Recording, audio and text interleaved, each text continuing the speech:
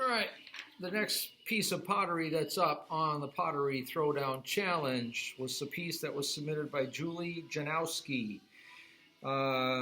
Julie wasn't able to find the name of the potter, but she submitted to me a piece of pottery that is in process of being decorated. So disregard the tool that's off to the side here and the color that you see on it. What I'm going to be attempting to make today is a vase that resembles the piece of pottery that Julie submitted to me as a challenge. So it's going to be fairly tall. It's a cylinder form.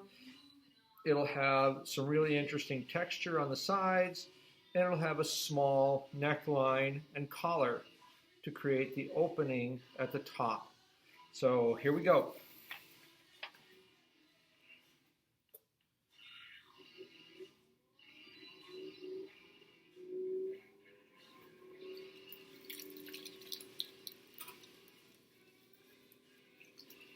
So as every piece of pottery that is wheel thrown is made, we start with coning and centering.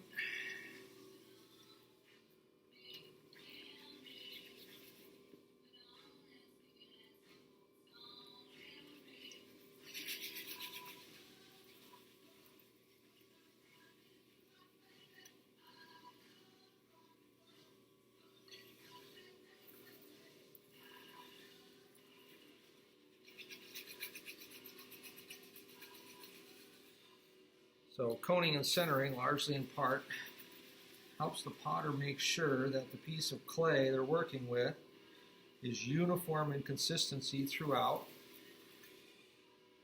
And that's really advantageous when you're working with clay that has been pugged, which is recycled clay commonly.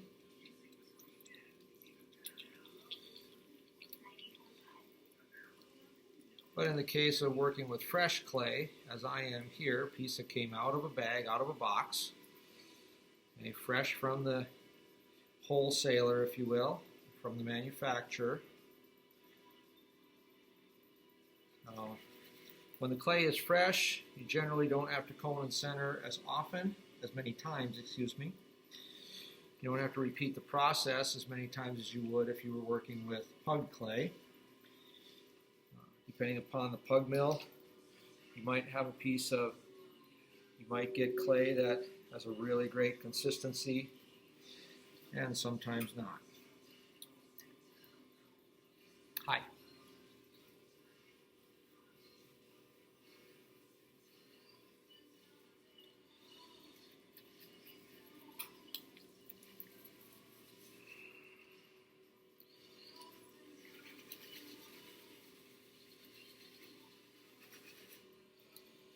So, the idea of coning and centering, of course, as I mentioned, is twofold.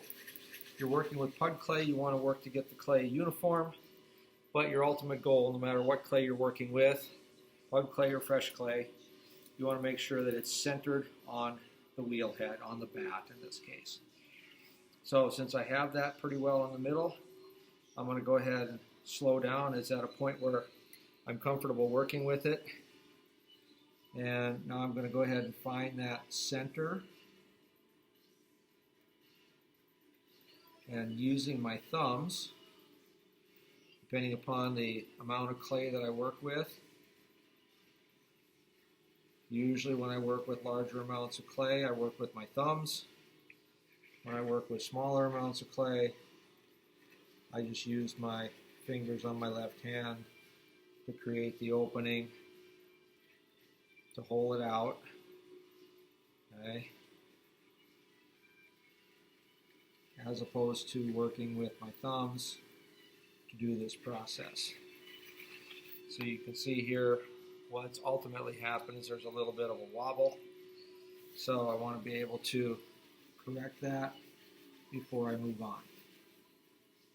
There I have. So I'm going to go back. I've holed it out to the proper depth. I know that by experience. I obviously don't want to go too thin. The deeper I go, the thinner the bottom of the pot gets, and the more fragile it becomes.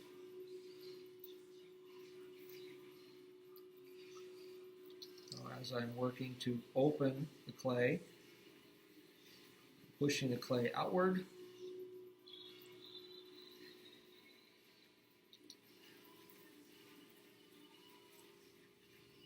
Towards my right hand.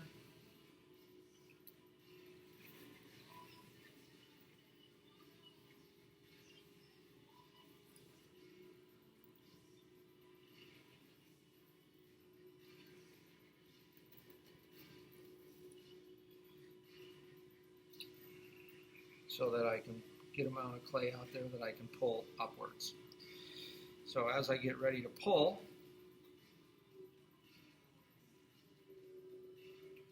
I'm going to slow down my wheel. I get to a speed that it's not, like first gear or second gear, but basically this would be second gear. At one point I was working in fourth gear, coning and centering. Second gear is good for pulling. So I'm going to make sure now as I'm pulling clay wall upward. So as I pull upward, I'm making the wall not only taller, but I'm making it thinner. So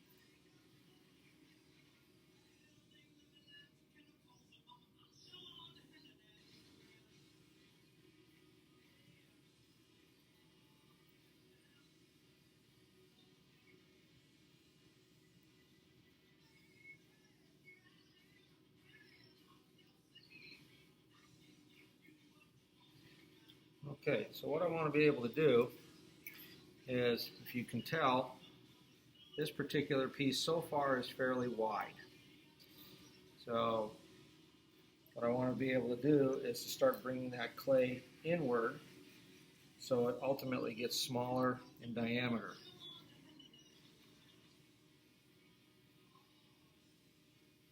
So my hands on the outside are wet. I squeeze inward and move slowly upward.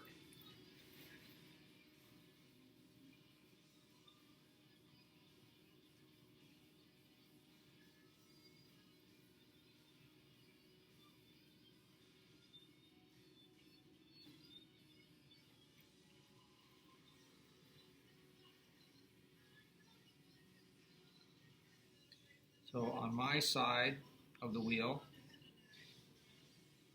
my thumbs are touching.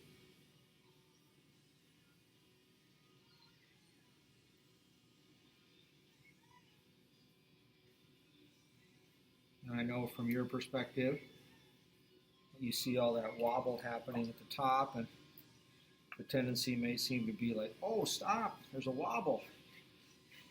Like, well, there really isn't a wobble. It's an illusion.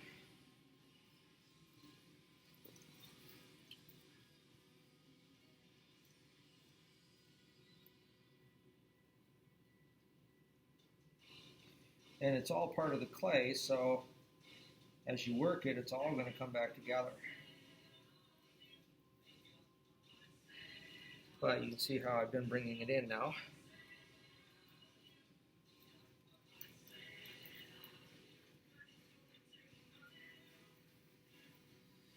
So from the bottom, I'm bringing it in.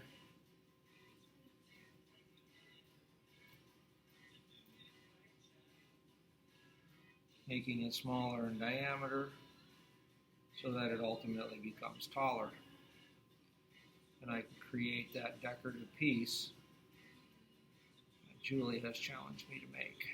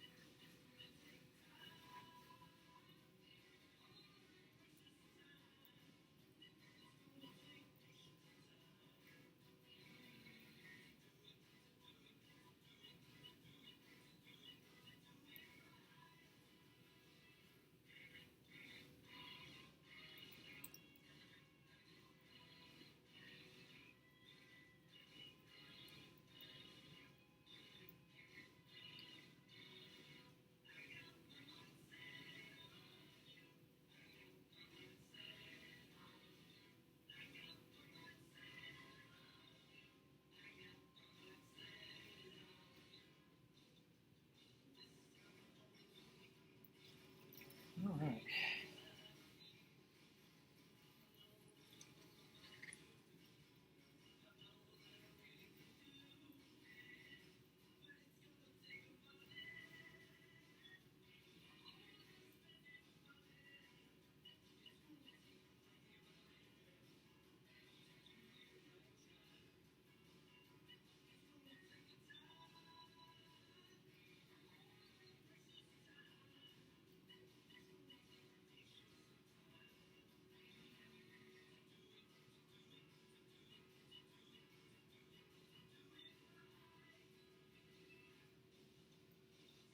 All right.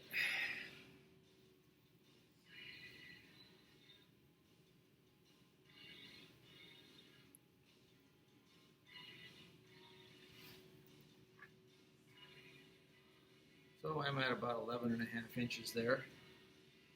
I think we're going to make that a little bit taller.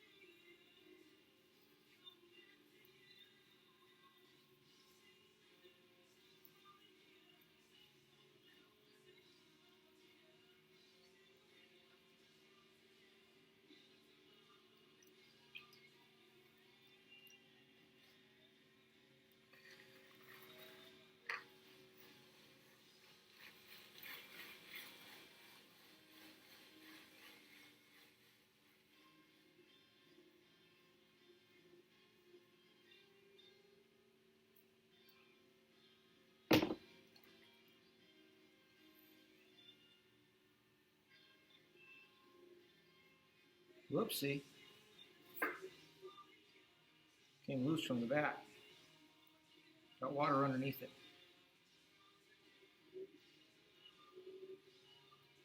It happens once in a while. Just have to be very careful that as I'm working here, that I don't lift it off the bat.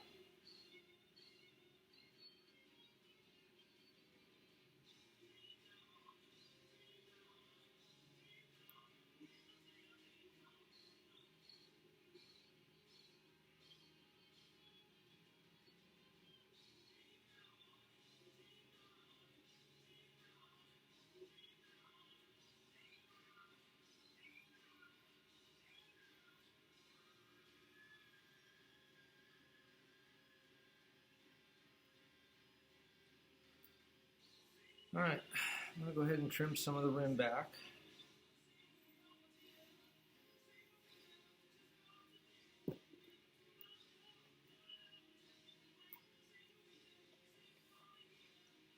Get some water out of the inside.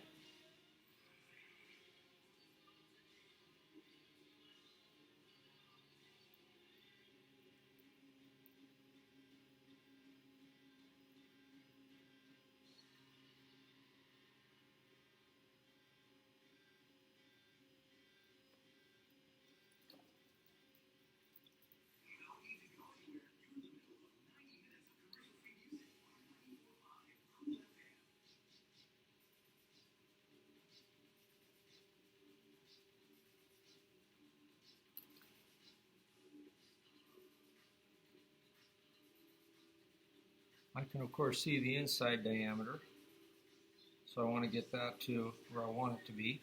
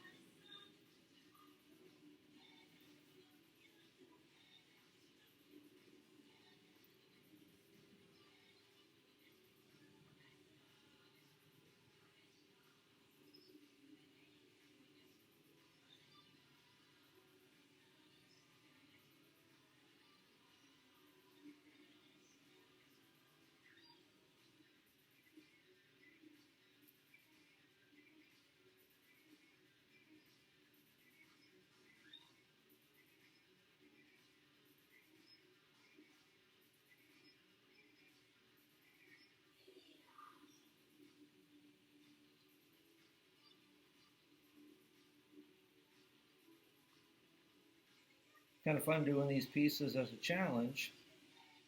Some of these forms, these shapes I've never thrown before.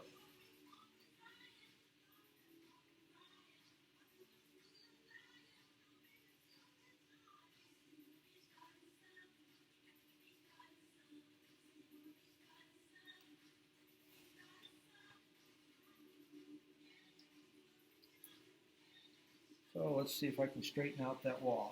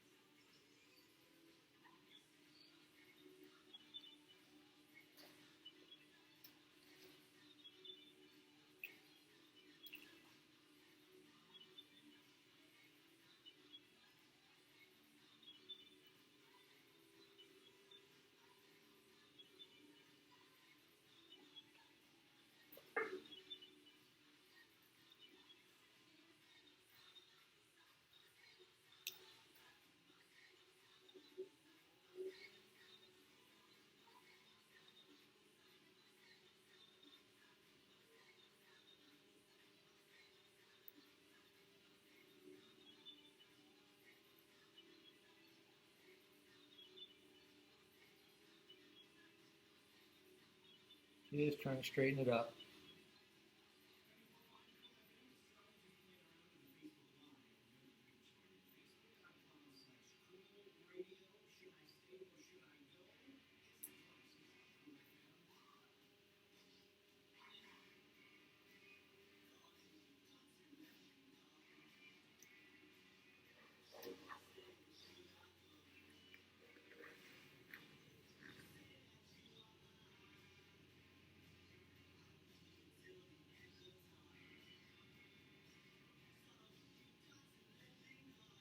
Straightening up that outer wall because I got to be able to make that nice texture on there.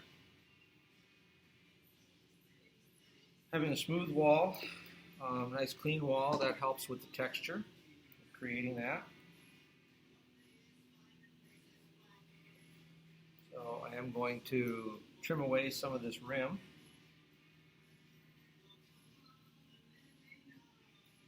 Because it's that rim now that I need to start bringing that inward.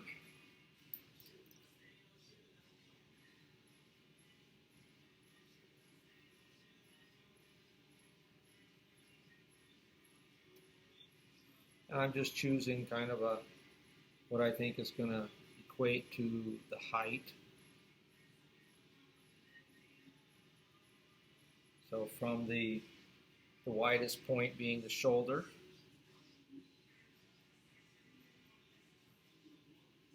slowly with wet hands collaring the clay, squeezing inward, moving upward.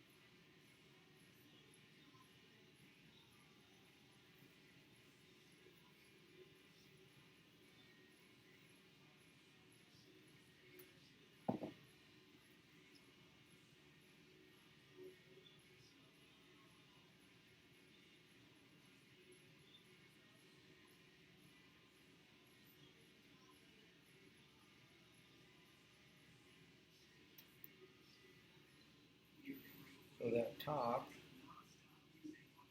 that neck, I can actually now thin it out a little bit. And that'll also help me get it to kind of the right height. But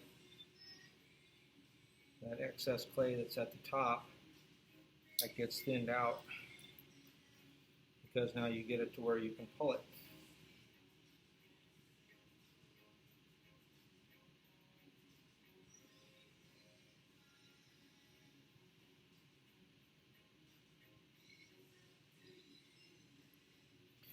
So that bit of unevenness, I've pulled all that unevenness to the top, and you can see that the thickness here at what is now the rim is much more uniform. But you can see that that thickness, I still have plenty of clay in there.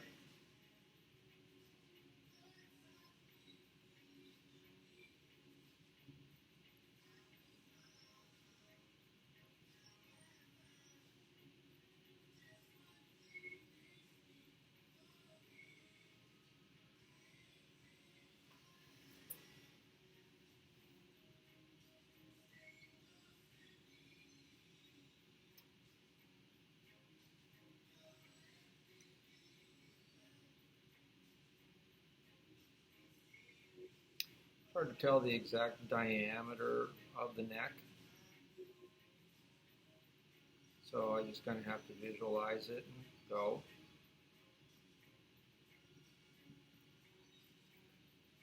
But it looks to be fairly small in diameter. So a little bit at a time, I'm collaring, squeezing inward and upward, and then just creating that last flare to get to the top.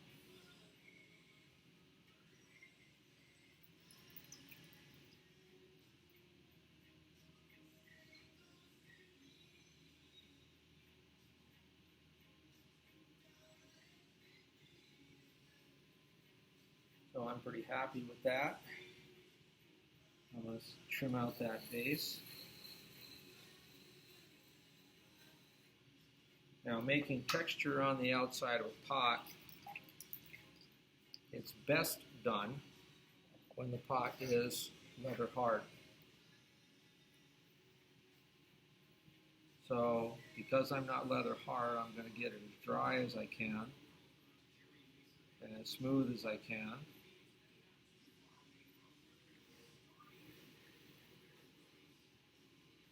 So when I put a tool to it,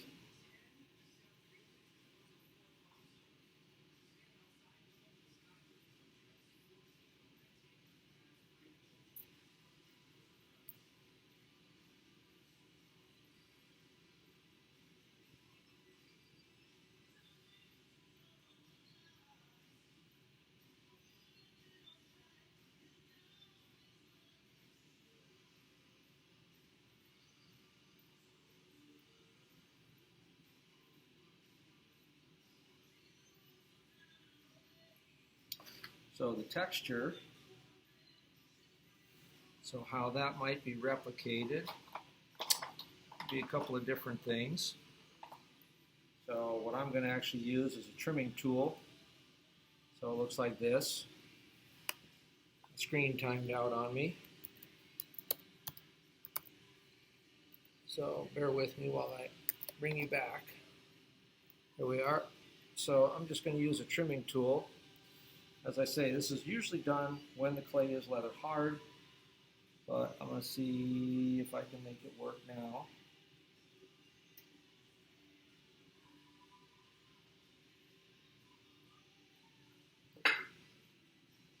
So the clay itself, when it's leather hard, it trims away a lot better than it does when it's soft and wet like this. So using the trimming tool at this point does add to the challenges.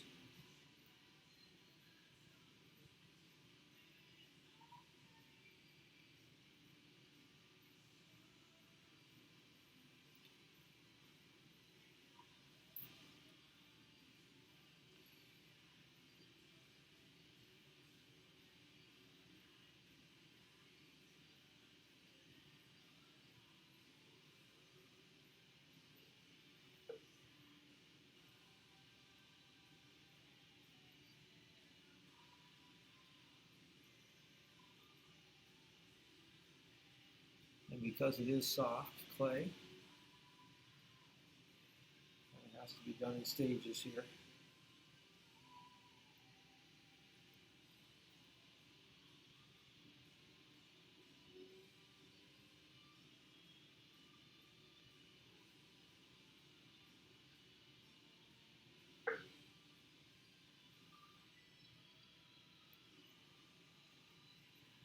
Now some potters, they might like that added clay to add dimensionality to it.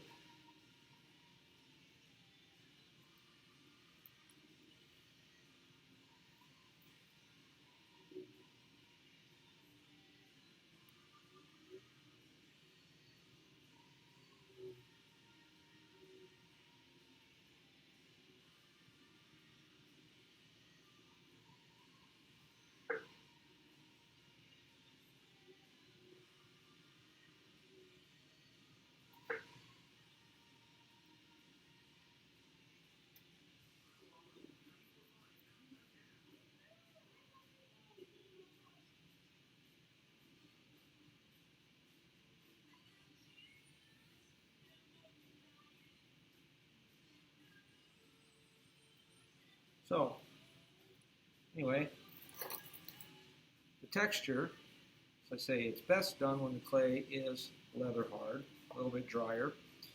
So one can use a heat blower, a heat gun, blow dryer. You can use that to stiffen up the clay a little bit. So a variety of things. In the same respect, once you've done some trimming, it's nice to be able to go back over that trimming and soften the edges a little bit. Now, for the sake of argument, I'm making my bands a little bit wider than what's shown in the pot. Okay, that was shared with me by Julie. So my bands are a little bit wider, but I'm going to finish those a little bit later on when the clay is a little bit stiffer. So thanks, Julie.